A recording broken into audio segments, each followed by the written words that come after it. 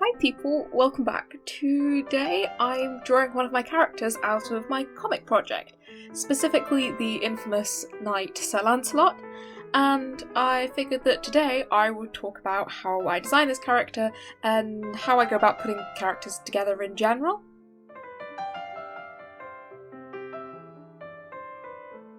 So, the first aspect of any good character is obviously the inspiration.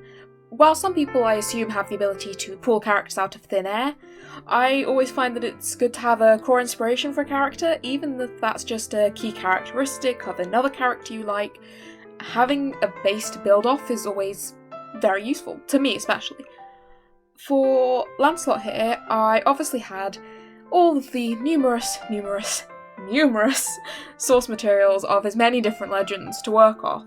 But because there are so many different versions and so many different recreations that have changed over time and space and all that nonsense, Lancelot kind of has about 5 or 6 different characterizations, which range from perfect, beautiful knight of the world to he's a conniving little what's-it. So I wanted to specifically show a more complex character and make sure to leave space for some character development. So I wanted to have his outward appearance resemble some of his worst characterizations of the pompous, perfectly irritating jerk who's just in it to steal the king's wife, all that nonsense, but take a new look at him by putting my own version of a more insecure and confused person beneath that who's only been twisted into what he seems by society's expectations. Which is perhaps a little bit deep, but oh well. The point is that some of the best characters will reflect things that you see in yourself or the people around you, and having a real person or people to base character off will make them feel much more real. Onions have layers, and characters have layers, and I just find that looking at people I know or very well written characters and using that to inspire my own characters off things I've seen play out in the real world makes them feel more real, to me at least.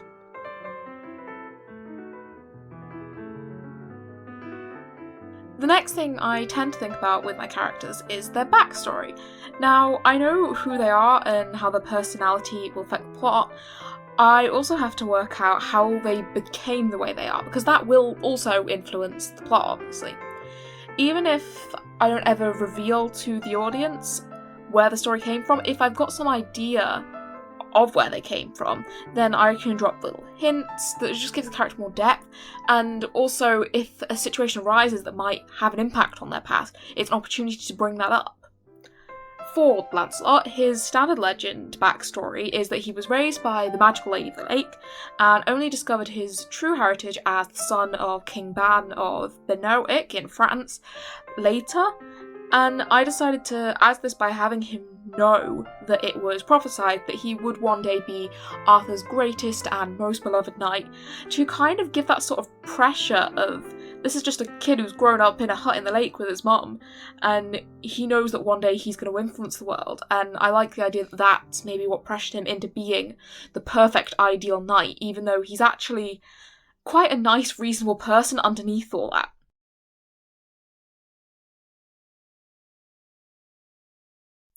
The next aspect of character design is somewhat less complicated, but still kind of important, and that's your character's skills and abilities, as well as their weaknesses. In a non-magical setting, this can be as simple as having a character who is good at art but bad at socialising, or a character who's brilliant at planning and organising but has a really short temper. But if you are in a magical setting, you obviously have to balance any magical powers with suitable limitations on those powers, in addition to character flaws. Unless, of course, you want a character who can literally do anything, but you've got to be really careful that they don't just turn into, like, one great big plot device. And so, I think it's always good to have some set limit on what a character can do, even if that limit's quite high.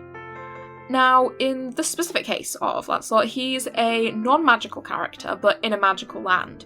He's obviously very good with a lance, as his name would suggest, but he's also pretty much good with every other form of weaponry out there. It's his one true skill is bashing people about. Additionally, because his mother is technically a fairy in some versions, or an enchantress, and she's a well-liked enchantress in the court of the good fairies, I like the idea that Lancelot tends to have goodwill with other magical folk, and they tend to be on his side, but alternatively some of them really don't like him in the slightest.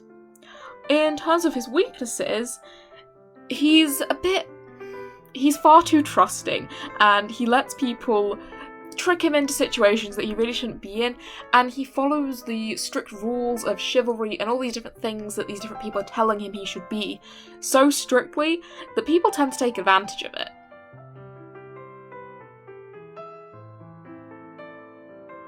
Finally, we have reached what most people would consider the fun part, and that is the visual design, how the character's going to look.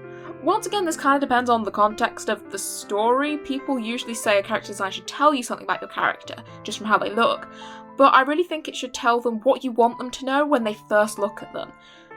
Like, when you dress an actually good character in a spooky robe to get your audience to doubt their intentions, or when a character puts on a gruff exterior to keep people out, you don't want to show their softness in how they look, because the whole point is that that's on a deeper level. And I really like doing this. Obviously you can hide little clues to who they are, and a costume change can do like loads of fun to show their development, but I think it's always good to have one clear idea of if someone had just met this character, what would be their first impression of them, and that should be shown in how they dress.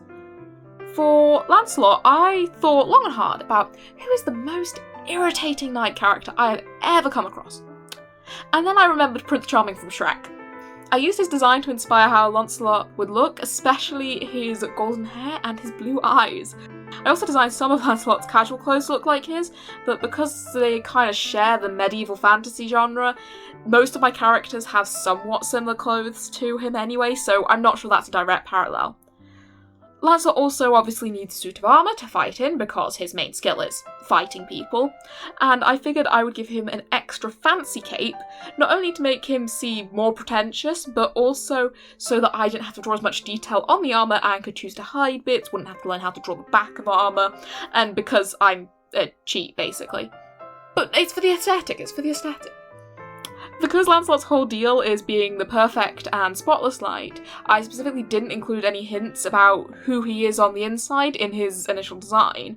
However, I did redesign his crest to be blue and have more water-themed elements than his historical red and white striped one, just to indicate a stronger connection to his mother and his past, which he isn't necessarily ashamed of, but hides under the whole I'm the son of a king thing because he has to be perfect.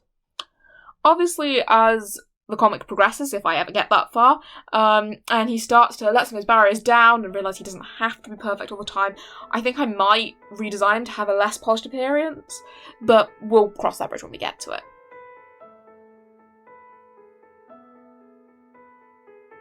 So that is all I have for today.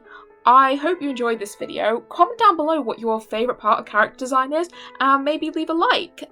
I'll see you all next week. Have a lovely week. Bye!